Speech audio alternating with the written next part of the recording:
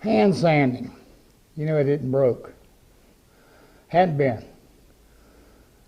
You know, I think I look back sometimes at some of these old antiques and whatever, and I realize those guys did a lot of scraping, but can you imagine the hours and hours and hours they spent hand sanding that stuff?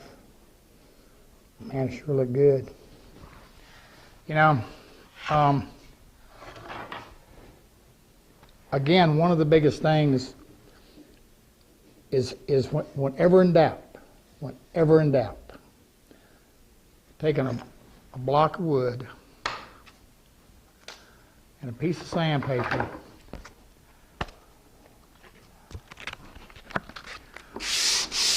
and block sanding something isn't broke.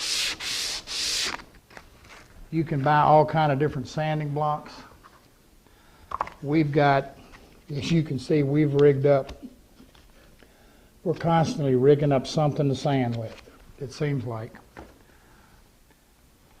You know, you can go out here and you can buy, ooh, got a little dust on it. You can buy a sanding block, you can either buy one or make one. You can get the little sheets of Velcro that go on, that have an adhesive on the back that will stick on. This is going to give you a hook and loop sanding block. You can take this same material and you could wrap it around a dowel and use it, you know, something to hold it in place.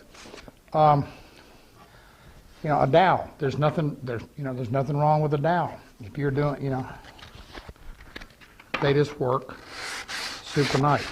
Now, I told you in one of the other segments, one of the things you want to do, particularly when you're sanding moldings, profiles, you want to do a long stroke.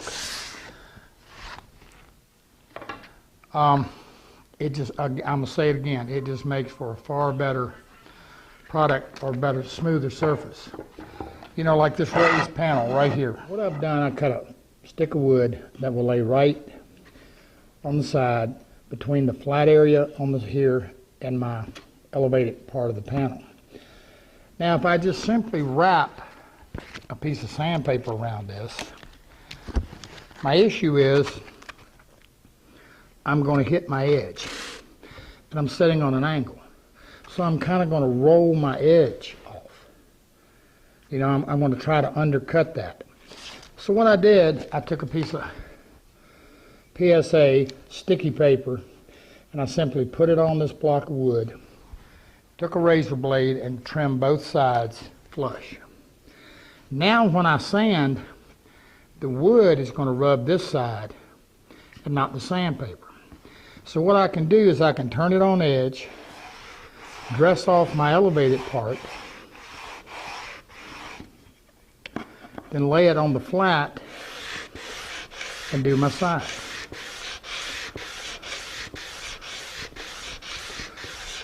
Now that's pretty easy. I mean, I realize that because this is just a 15-degree bevel raised panel.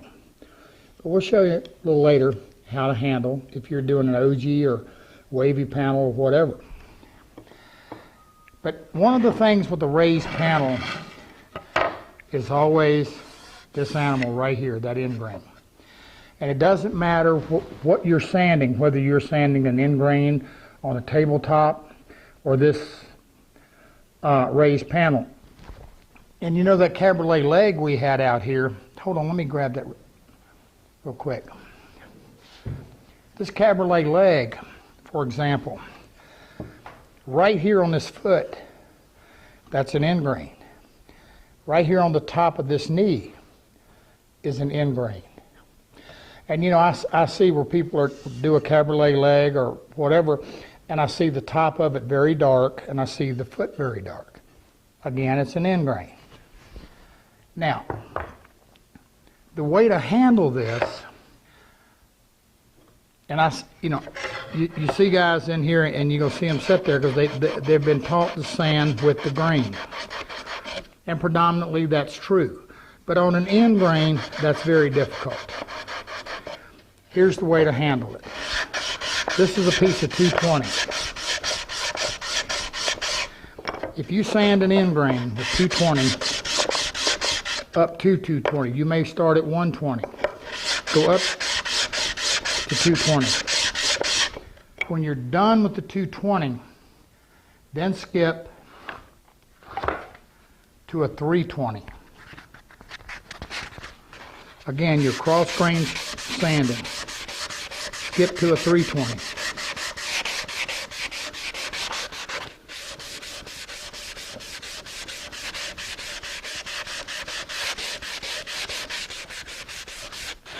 Now I'm going to say this again. Make sure, if you're doing an open pour wood, this is a piece of cherry. If you're doing an open pour piece of wood like an ash, an oak, even a mahogany or walnut, make sure you run a little sample to make sure this is going to work for you. Because the more porous the wood,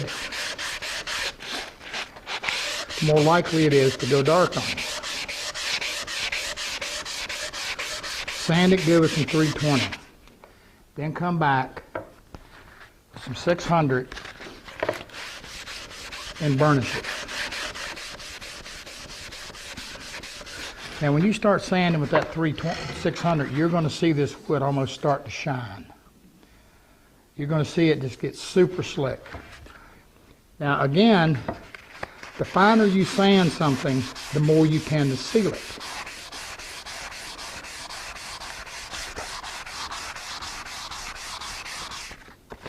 Now once I've done that 600,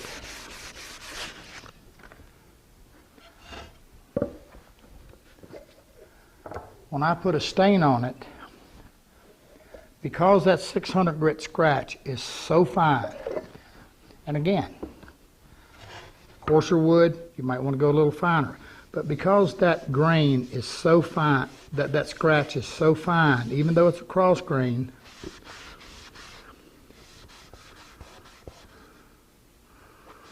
it's not going to show. We're going to get a nice clean color.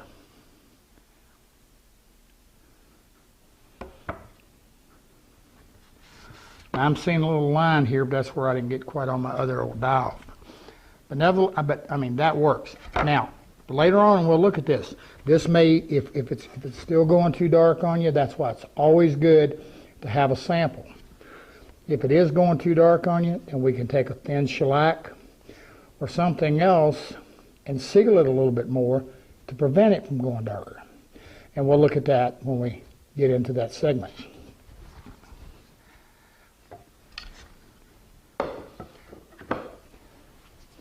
The same thing applies if you've got an inside corner, okay? Now one of the things that we'll be looking at is a video called Building the Finish. And what you want to avoid whenever possible is to avoid a trap corner. Now by that what I mean is, let's for a moment, if you build a drawer and you encapsulate the bottom in it. Well, the first thing you need to do is you need to make sure you sand all your connecting points, meaning you're going to sand inside corners before they go together. You're going to sand that drawer bottom before it goes in. You want access.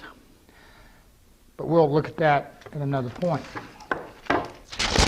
Here's an interesting one. This is a gooseneck to a Bombay chest. And this was done using multiple passes with a router. And we've got a cove, a step, a bead, large cove, another step, round over. So how do you handle something like that? Well, sometimes you just have to get a little bit creative. Now I showed you earlier in one of the other segments these little rubber sanding profiles. Some places call them a tadpole. And again, you have the concave and convex. As you can see, this one's a little shorter than that one. Now there's a reason for that. I've got them back here that, again, they're very inexpensive. But if I'm doing a hard radius, then if I take one of these and I cut it short, as I have here.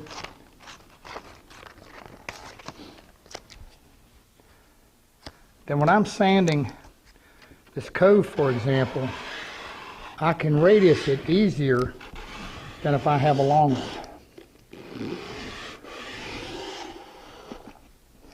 I've got them back here on this upper curve that's about 3/4 of an inch. And I can wrap a piece of sandpaper on that and I can just go right around it. The same thing applies where I've got this little teeny step right here. You know, if I've got a short piece of sandpaper, a short little block, I can just ride right around that thing. Works really nice. Now, the bead, the exact same thing. I don't have a short one cut here, but as you can see, I could wrap this with a piece of PSA sandpaper, and I can take this, and if it's short, I can radius that bead. Now the other thing with these, you're going to notice this is a full bead and this is kind of a half radius. So the way you handle this kind of leans this way. Can you see what I'm doing here? I'm kind of leaning it into the edge.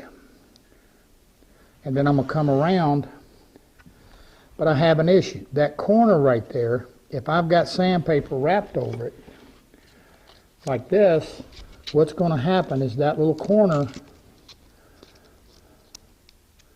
right here is going to try to cut into my flat spot. So how do you handle that?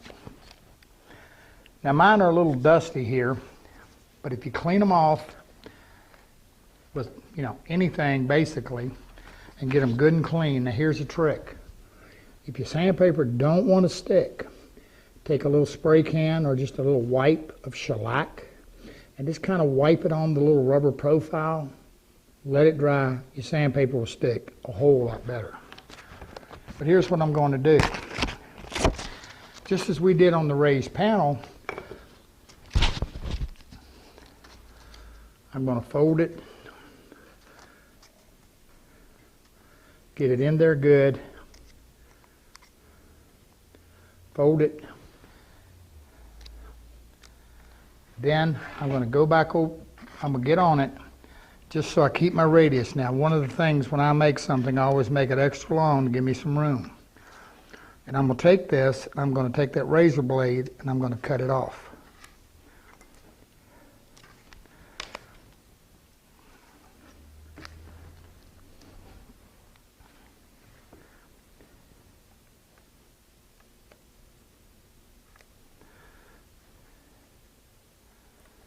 There we go. Now, when I get back down on here, get it right. Can we see? I'm leaning into, I got past it just a little, my fault.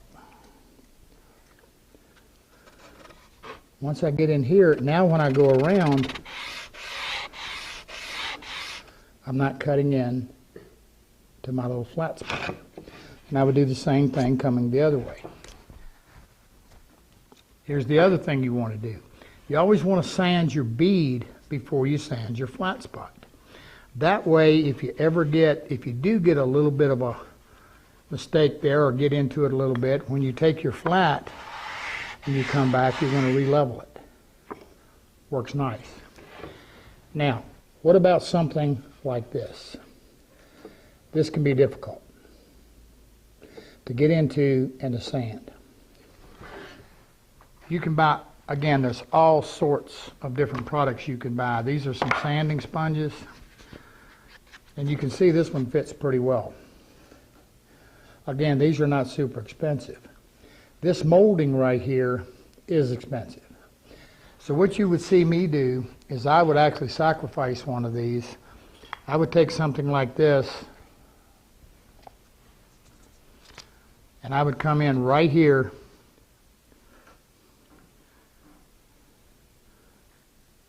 right there, and I would cut a notch out of that, so that so that as I ran along this bead, that sandpaper did not hit it. And that would allow me to radius it out. The other thing I can do is, again, I can take something like this and I can set in here, and the correct way would be to do it as a roll, a long rolling stroke. Up here, again, a shorter one. To finish it off, there's still nothing beats and nothing conforms better than a good old hand. I can lay this in here, lay my hand in it, and finish it out.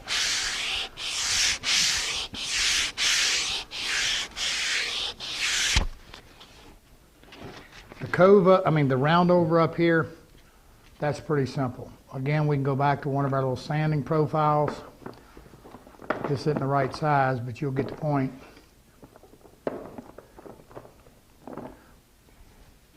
And again, with the sandpaper, I just get in here and I go. The biggest thing I want you to get out of this is to remember the shellac for attaching the sandpaper, and to be able to trim back on an edge to prevent from sanding something you don't want to sand, so in as much as to alter your profile. Now we'll look at this a little bit more when we get into scraping. You know, again, here's another piece to the one of those Bombays. You know, I could use a big dowel for that. I can use, again, back to my little sanding profile here, sand them. That long stroke, that's the key. You don't want that little, you want to keep a long, lean stroke. Now, let me explain that. Right here on this end, we've got a little teeny nick right there. See it? Now, the question with that would be, do you fill it? No. And we'll look more at this. This is where you blend it. If you get in here and sand that real short, you're just going to create a dip. But if you take this, and you know, it's kind of one of those things with one stroke here, one here, one here, and you blend it. You blend that completely out. You're altering the profile slightly, but you don't have a fill. You blend it out, and we'll look at that some more. That's the way you handle things like that. Again, when you get into hand sanding, you just very simply have to get a little creative. You know, a little tight corner. Wrap a piece of sandpaper on a plastic putty knife. Anything. Just get creative.